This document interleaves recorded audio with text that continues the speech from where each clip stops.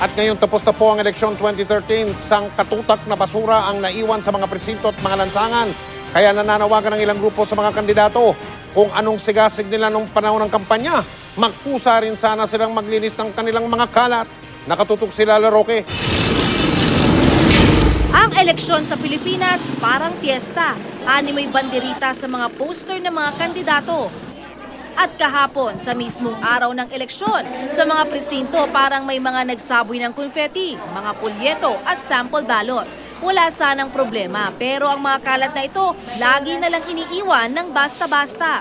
Pag-eleksyon po, normal na po yun. Ang Eco Waste Coalition nagsagawa ng clean-up drive sa Quezon City. Kasama nilang naglinis ang ilang volunteers at ilang beauty queen. Inihiwalay nila ang mga yari sa papel para maibenta pa at ma-recycle. Naging abala rin ang mga street sweeper sa paglilinis ng mga iniwang kalat ng eleksyon.